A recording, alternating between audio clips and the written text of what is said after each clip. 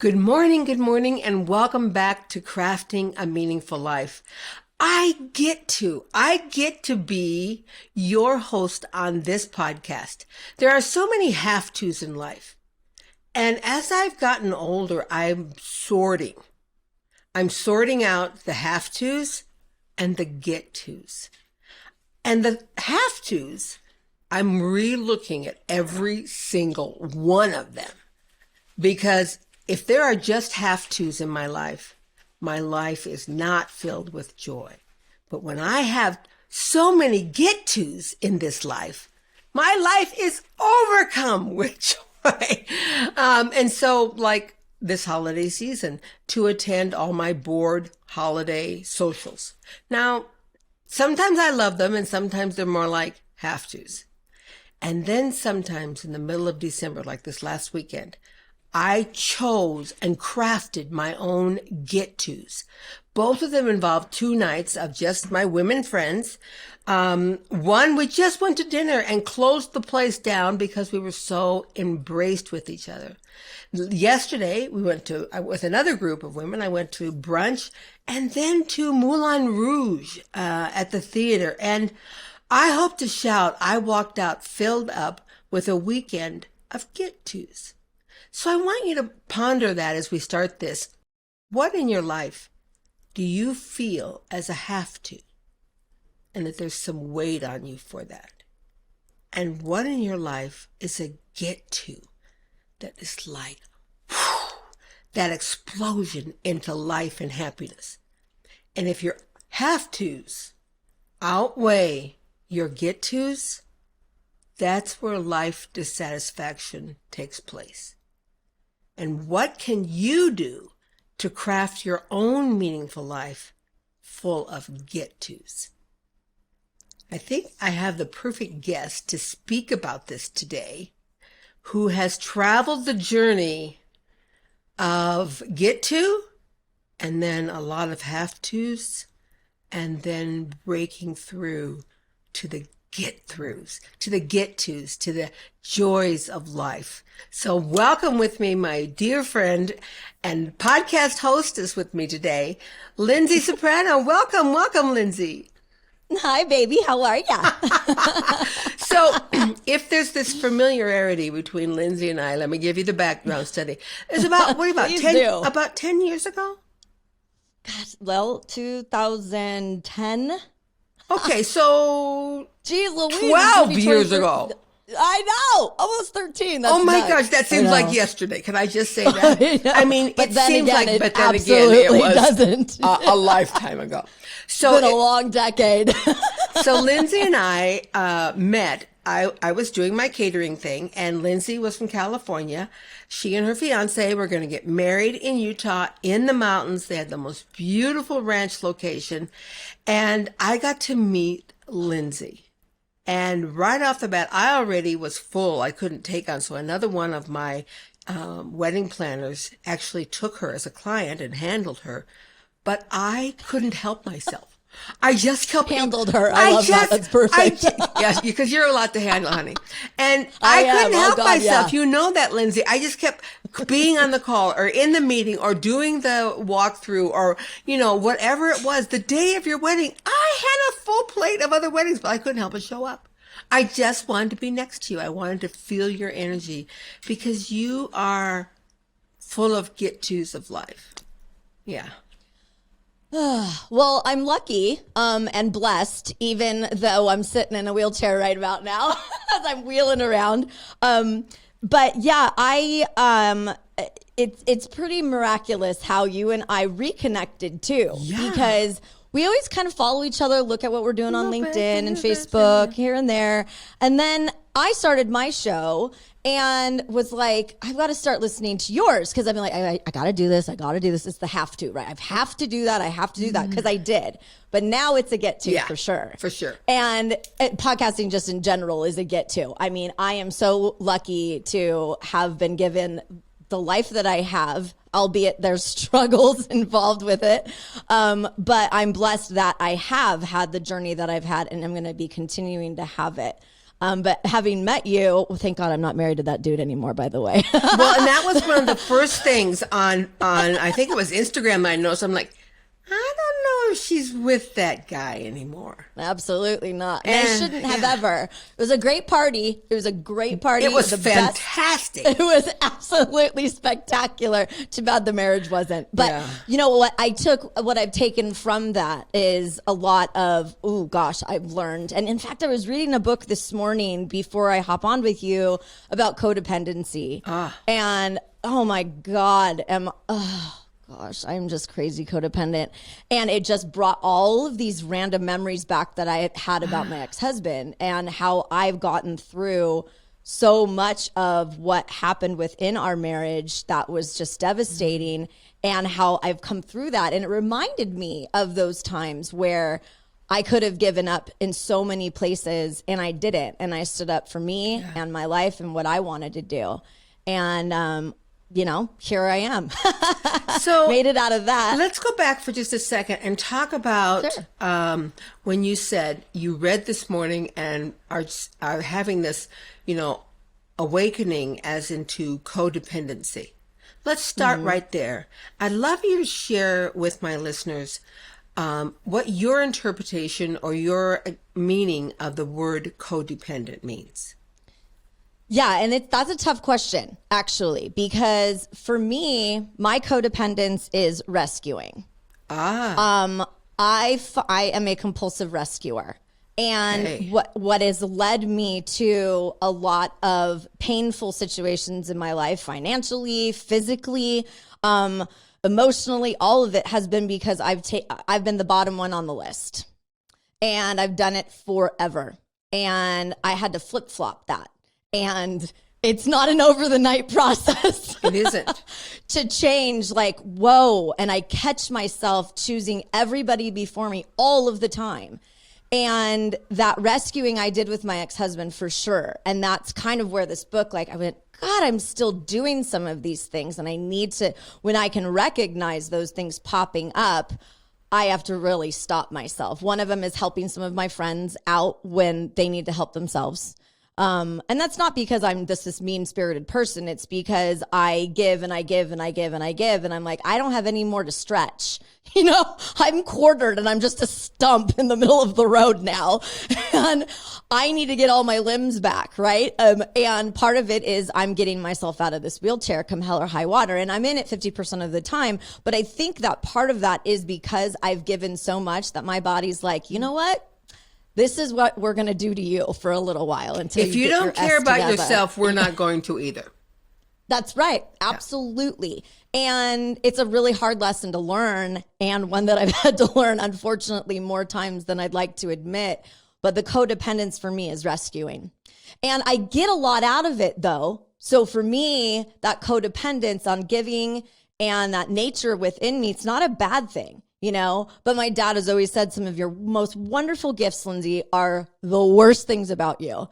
And that is absolutely true. I mean, maybe it's the Gemini in me. I don't know. But it's like, it probably is. It's exhausting taking care of 700 people instead of just one. Right?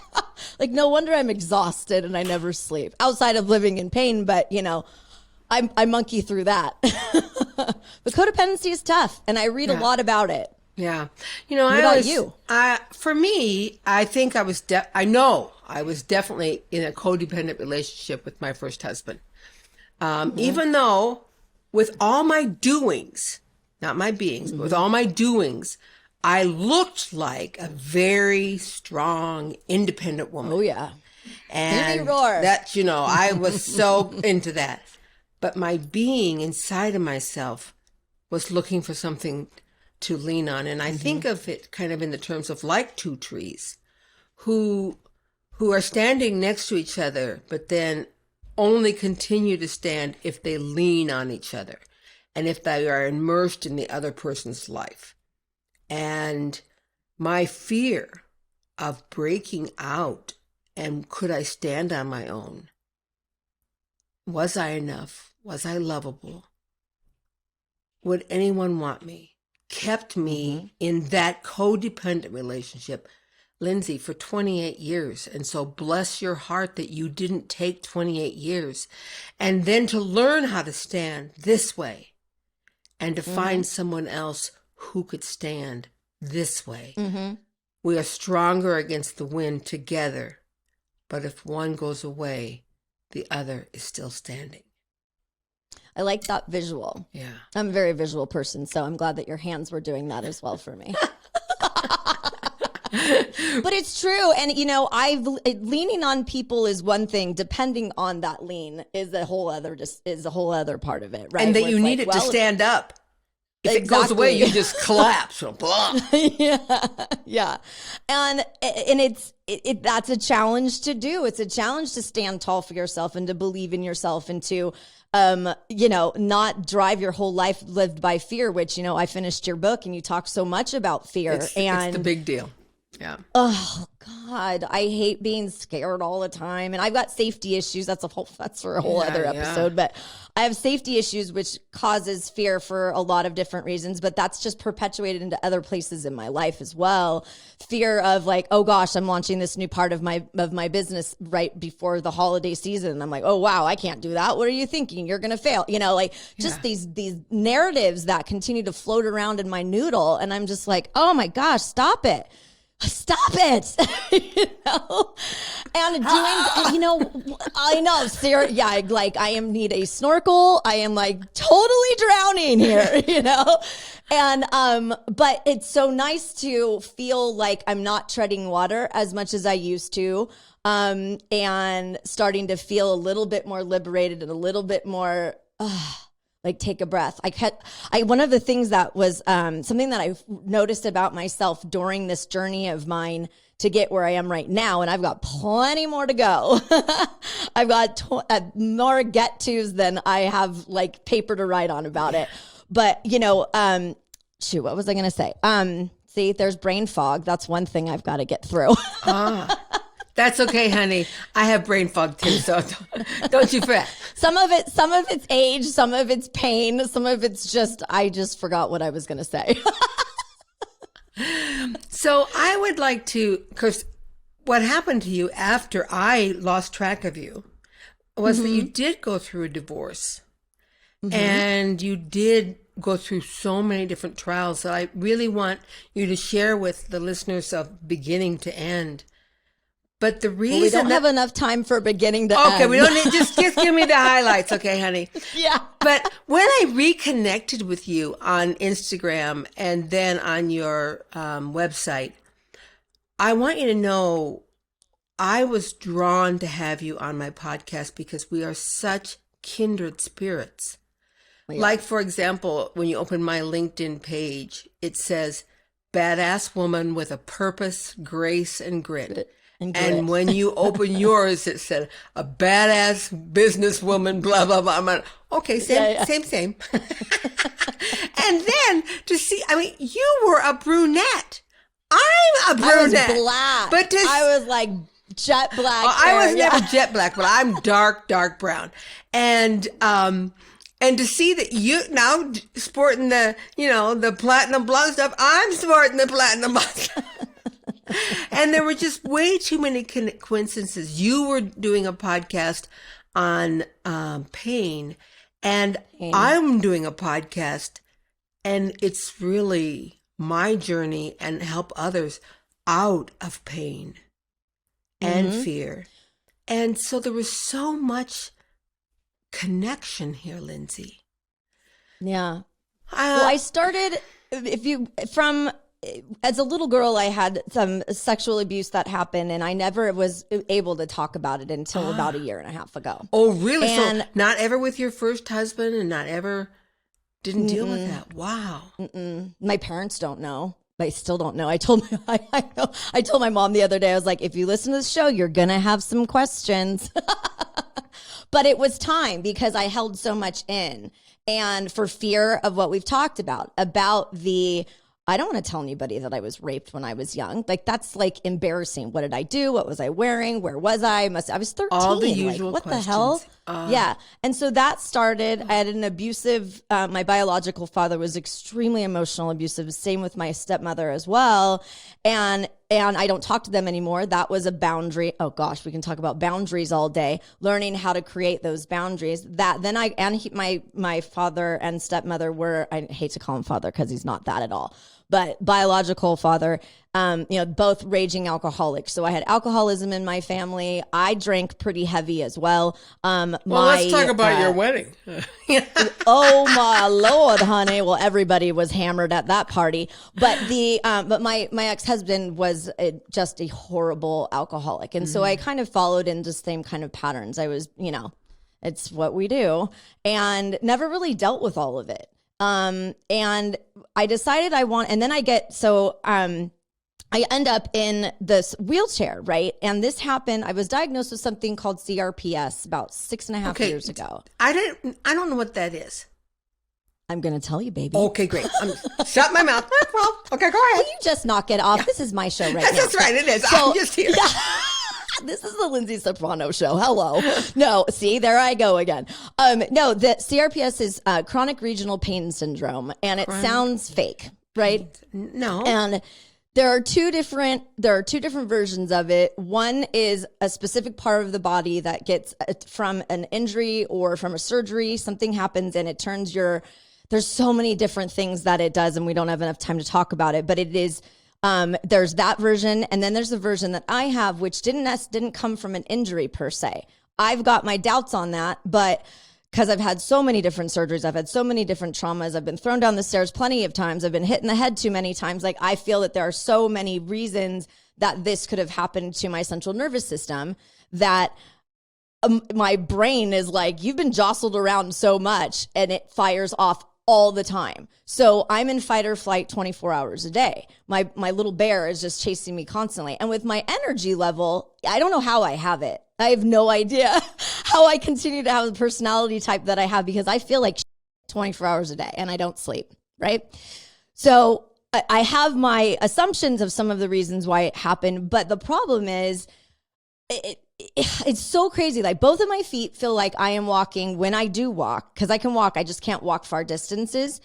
Like to my driveway and back pretty much is about what I can walk, which for me, I was super active and all of that. So it feels like I am walking on Legos, hot coals, glass, gravel, ice cold.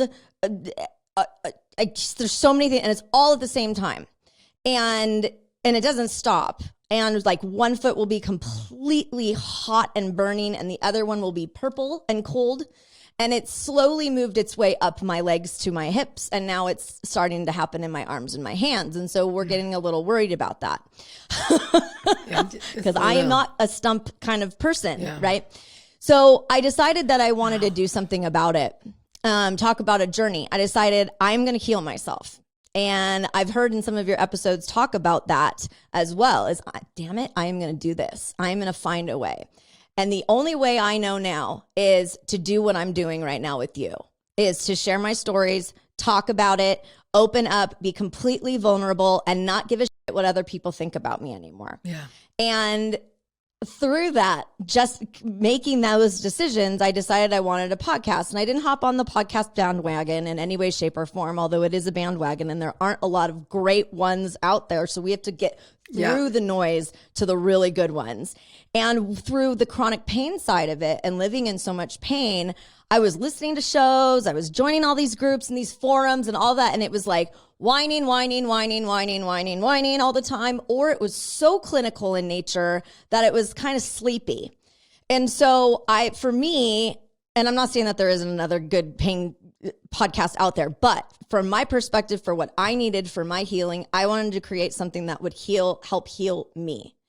And through doing that, and I'm baby in it, so, I've only been doing it for a little bit of time, but through doing that, I have met some of the most amazing people on the planet. Yeah. And then have reconnected with people, not unlike yourself, who is also an amazing freaking woman. Like, you're just amazing. And it's been nutso crazy and super heavy, because the Pain Game podcast is about the game of living in and with chronic pain and trauma, getting to the heart of how to heal, right?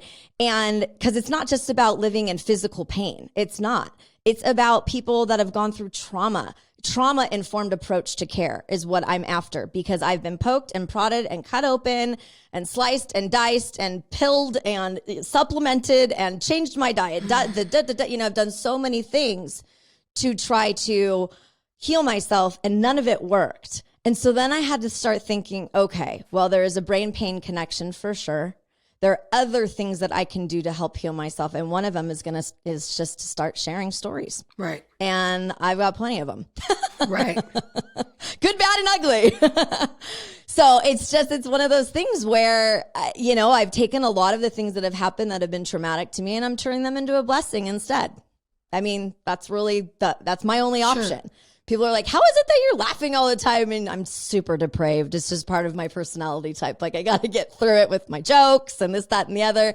And that's the way I do it. It's certainly better than sitting on the couch watching Netflix all day and feeling sorry for yourself. Yeah, absolutely. And unfortunately, that's a lot of what the pain community ends up looking like. And it's very, very sad. And if I can help one person with each episode, then it's one person that was helped with each episode, even if it's just me. Yeah. Because I ended up going, oh my gosh, I just had an aha moment. That's wonderful, And I love that you have created that own platform for you to express what you're experiencing and allow others to step into that. I looked at, some of the great people that you've had on who've been able to express, their story and their journey and their successes. Really gives you a beautiful platform. And I love that. We will include at the end of this podcast a link so people can find your podcast as well as your website. Oh, thank you. And if they want to follow you on Instagram, you're right there, Lyndsay Soprano, looking, with all your pretty fly, big, bad, and ugly. Fly. I mean, you just include all of it. And I love that. I love the honesty. Because you've heard me say many times on my podcast that the first step into moving from fear to love is the vulnerability, being willing to stop hiding. And I'm so glad that you've walked into that, because one of my favorite lines from my book is that the healing starts when the hiding stops. Yep, it's highlighted. Yeah, I'm sure. Yeah. Actually, your book is sitting next to me. It's in pieces, so I have to buy another copy because I have an infrared sauna that I use for meditation. That's something that is very important to me. It's taken me a while to get into that groove of doing it, but I'm such a type A person. Like, I got to get 10 things done in the sauna. So we're going to meditate. We're going to massage ourselves. We're going to, I've named my legs, Thelma and Louise, because I have. Of course you have. Of course I have. And one of the reasons is because it's so weird. When you look at yourself in the mirror, right? Which a lot of us don't love doing. I had no problem looking at myself in the mirror, and I was 60 pounds heavier, right? When I got married to what's his face. Really? I was 60 pounds heavier than I am right now. Yeah. I would never have known that. I know. Well, I carried it well. Yeah, okay. But I loved that body that I was in because I was plump and I was me. This body that I'm in right now, I don't recognize. And I've been sitting in it for, 6.5 years, and I'm skinny. I've atrophied so much, and I just don't look like me in the mirror. So it's kind of jarring to look at myself. And so my legs feel like they're completely disassociated from my body. Like, they don't feel like they're mine. I'm like, who are these things? What are these things? They don't look like mine. They don't feel like mine. They're it's almost like, well, I have a little bit of body dysmorphic issues going on, that's for sure, dear Lord. Right. But it's also phantom limb to a certain extent, where it's just really, really weird. And it's something that I struggle with. But one of my acupuncturists, she said, you need to name them. And I was like, what? You're crazy.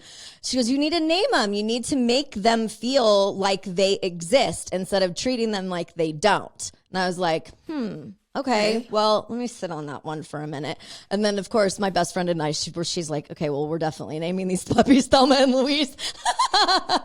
Because that's totally her and I, right? So it was like, okay, well, that works. And then in the morning, I have a conversation with them. And I know it sounds so lame, but it is like, good morning, Thelma. Good morning, Louise. What are we going to do today to get through? Because the second I have to put my feet on the floor, it hurts so bad.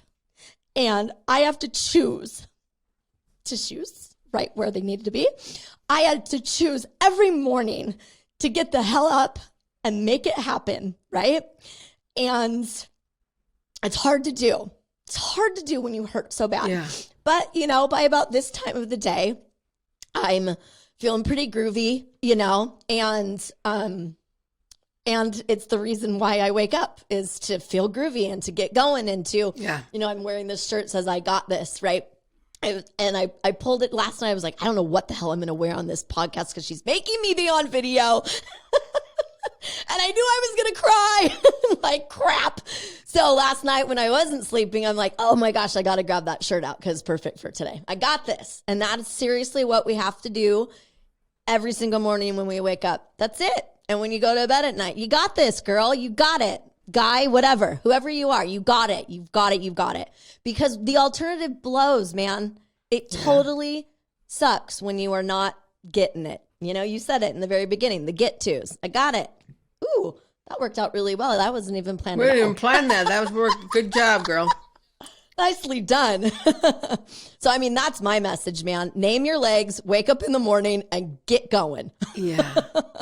There is that thing about disassociating the parts of our body from ourselves. And I've talked to someone actually just this weekend at one of my girls' get-togethers that they were having an issue and they gave a part of their body a name. And so they were able to laugh about it and make fun, are you coming or not? Seriously. Right, yeah. Are you joining me or what the heck? Because we're going to have a blast today. So I'd like you to choose to come along with us. And I think that has some value in it. I don't think I've ever done that yet. Well, in reading your book, and you at the end when you're talking, I don't want to blow it because I want other people to read it. But towards the end, when you're talking about making it to the summit, the second summit, right? Right. I was like, oh my God, I didn't even know that there was a second one either. And I was like, oh my God, she made it. And then I'm like, oh wait, she still has to go more. That's exactly how I felt. I was like, I believe why it. didn't they discuss this with me? Where? Yeah. What the hell? I didn't Did sign I miss that page of training? Exactly. Yeah. And so it was such a good representation of how I feel, where I'm like, oh my gosh, okay, I just finished that. And then I'm like, wait a second. No, I didn't. I still have so much more to do today or whatever, where it's like, but keep on going. You got to keep on going. My feet are frozen. I'm sweating and it's turning into ice, whatever it is. And it's like, you got to keep it moving, man. You got it. Like I always say, my sweetie's so good about no, don't get up. Don't get up. I'm like, no, if I don't use them, I'm going to lose them. You got to keep them moving. And it works totally with your messaging in your book too about that.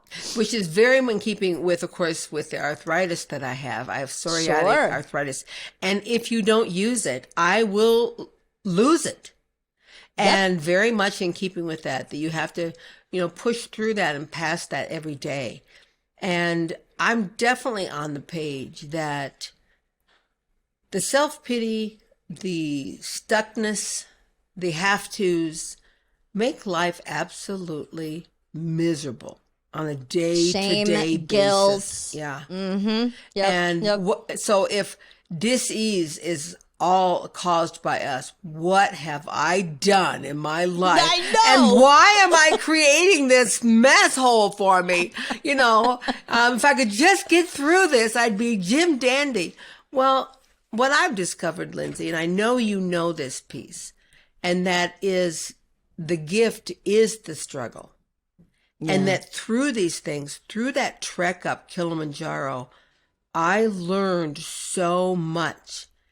I wouldn't have learned anywhere near that much if it had been easy for me. Of course not. I wouldn't be the woman I am today if I hadn't had a marriage to Ron for 28 years.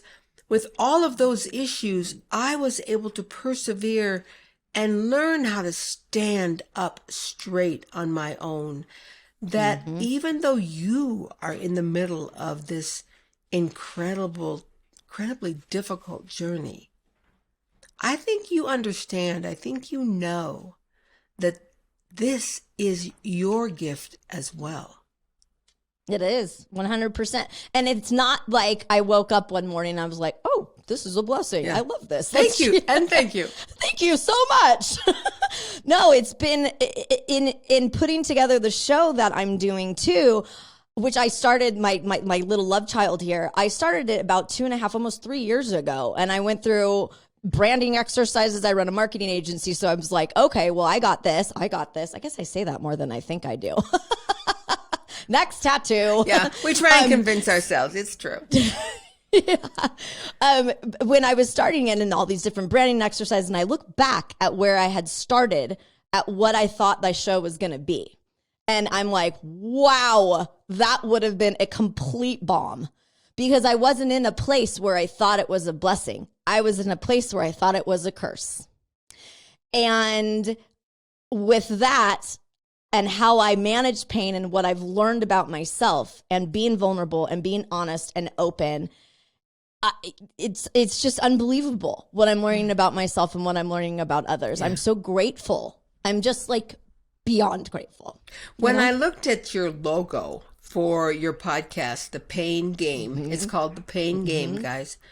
And your logo is this cartoon mouth with big lips, tongue stuck out. Yep. And in the middle of the tongue is a pill. Yep. So talk to me about that and what that represents to you. To me, it represents, well, for starters, I will not take opiates. I refuse to do it. I am kind of the bite on a stick chick when it comes to this. I've had to get there, though. Opiates have scared the crap out of me. And I've had some very scary experiences in doctors giving you whatever the hell they want to. Yeah. Just don't even get me going on that whole situation. Numb the pain. Yeah. Not to heal the pain or to get through the pain, but to numb it. What doctor ever asked me what happened to you? Not, okay, well, did you break your leg? That's different. I broke my leg hurts, we're going to put you in a cast, we're going to give you some pain medication, you're going to get better. You can't numb you can't numb yourself from trauma. You can't numb yourself from divorce. You can't numb yourself out of life. And then, I mean, that's just like, life is here to feel, It's energy. And I just got the chills. We get the chills. We fall in love. We fall out of love. I mean, there's reasons why we do all of this, but the logo itself is, I am a complete loudmouth. So that's part of it. I love that. I know. I mean, it's talking, it's using our voice, and I'm using my voice in a different way than I thought. Because as you know, I was classically trained in opera, and I always thought I was going to be on stage and I was going to sing and all of that. So I'm now just using my voice in a different way than I had thought I was going to, which is fine. I mean, I still sing to my dogs and to my sweetie, but it's so important to me for guests that come on the show, whether they're practitioners and holistic nutritionists, whoever it is that comes on, that they're not people that are going to be pushing their products. They're not people that are going to be like, oh my gosh, I take all of these different pills, all these different opiates, whatever it may be, because that's not the show that this is. I don't want people to do that. I want people to heal themselves from the inside out and stop numbing, because numbing is very lonely. And they call CRPS the suicide disease. Really? Whoever the hell coined it. Yep. Mm-hmm. We lose a lot of people to suicide in the community, and it's very scary. We lost a couple, and I say we, it's a group of people that I know.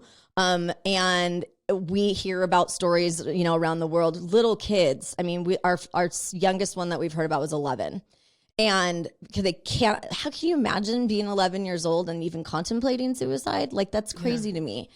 And so I'm very careful and cognizant of that. And the logo kind of represents a little bit of all of that. So it's nuts. I think this, the idea of trying to numb pain, it is a place that sometimes we retreat to for safety and just for a respite. But it does not solve issues or problems. Not even for one moment. Yeah, even though it may feel like causes problems. Yeah, because I had a friend, and that he was got addicted to opiates because of a kidney failure issue, and he got addicted to the product, and he was addicted for 9 years, and then went in and did the cold turkey in a hospital. And when he came out, he thought that being off of the opiates that the opiate had been the problem, and now he was okay. But then the moment the opiates wore off, he realized that original issue of his kidneys and childhood pain and childhood trauma and everything else and sexual abuse was still with him. Yeah. And he had to begin to walk through that and what that looked like. And I think that's a little bit of like, even though you're now dealing with this, how far do you see yourself in the process? That may be a difficult... In reference to podcasting? No. Or in reference to this healing and CRPS? In the reference to healing. Okay. Forever. I mean, it's just going to be a lifelong journey for healing, and things are going to happen. There's going to be bumps in the road that we're going to have, okay, it's about how we face them is the shift. Because for me, it was like, oh, okay, glug, glug, glug, I'll just drink a bottle of wine and everything will be fine. And no, it's not. Now my lips are purple. I look like crap. I have a headache from here to Kilimanjaro, and I want to be on the journey of healing for life, because there's going to be things that are going to happen that I'm going to have to get through and I'm going to have to heal from. But I'm not going to do it in the way that I've done it in the past. Yeah. And that's a hard thing to do, not unlike quitting eating cheese. And I know that sounds stupid, but I've had to make nutrition changes. And one of the hardest things I have had to do is stop eating cheese. I don't know why it is so hard, but it is like my last thing that I just cannot wrap my mind around letting go of, and it has nothing to do with cheese. So I need to figure out what the hell it represents to me that I am not letting go of it. And I think the letting go thing, everyone's like, oh, just let it go. Oh, bite me. It's just not that easy to let things go unless you truly want to, and you want to be better for yourself and those that are around you. But you have to start, like we talked about in the beginning, we have to start with us, with ourselves, with our little me, and then we're going to be better for everybody else, because you can't be good to your sweeties, you can't be good to your kids, you can't be good to your clients, you can't be good to anybody in this world around you if you're not being good to yourself. Because, hello, I think the world would be a much better place if everybody started focusing a little bit more on themselves, because I think if we felt more joyful about our own lives, that would automatically shine out of us to other people, That issue of self-love and self-care, every single day of my life comes back to me, that I cannot begin to, as you referred to in the beginning, rescuing. I can't begin to help others, and oftentimes that's in a rescuing mode, and fill them up if I'm trying to do that from an empty bucket. It just I have a hole in the bottom of my bucket. I'm trying to carry water, wondering what the hell's going on. I'm like, because everybody else's buckets are full, Lyndsay, but yours. Yeah. I started playing pickleball with my sweetheart, John, this last summer. And whenever I would miss a ball, I would look at my racket like my racket was the problem. Do you know what I mean? Like, what? Do you have a hole in you, or did you decide to be in a different spot than what I wanted you to be in? And it would be an automatic thing. Oh my God, girl. It began to be a habit of blaming my racket for my lack of focus. And one day John said to me, Mary, do you know why you're missing the ball? I said, the rackets, There's a hole in this damn thing. You take your eye off the ball just before it connects with the racket. You look up to see where I am or what I'm doing rather than staying focused on what you're doing. And I thought, is this a life lesson? damn it, they show up in the strangest places. And but we have to pay attention we to do. them. And That's I realized that thing. was my MO, was that, to look like I've got it, but then look away. You know what I mean? Yeah. So I love, and I think that you've experienced this. As we go through life, so many people say to me, and I'm sure reflect to you, wow, it's so wonderful to see someone who has it so together, that is at this point in their life and now understanding and seeing all the lights at the end of the tunnel.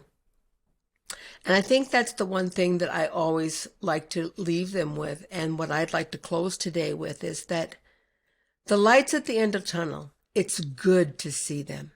It's good to know they're there.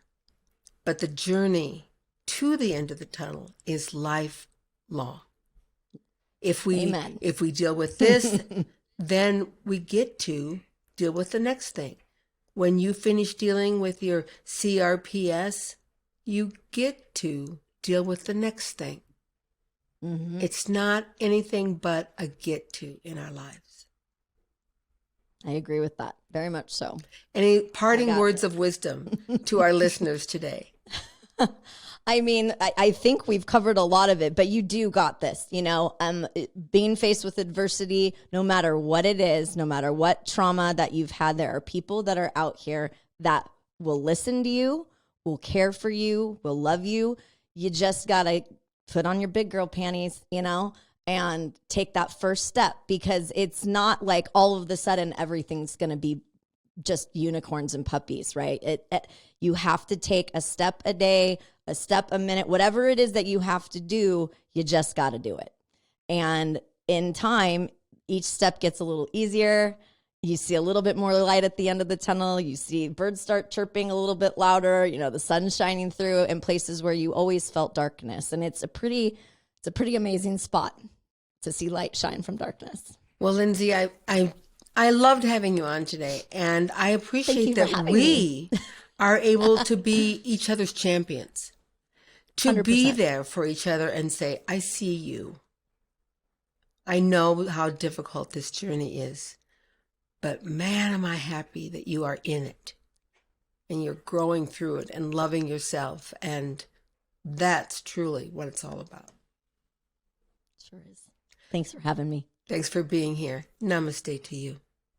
Namaste. Listen to the full podcast today and subscribe on iTunes, Stitcher, Google Play, and more. Crafting a meaningful life with Mary Crafts.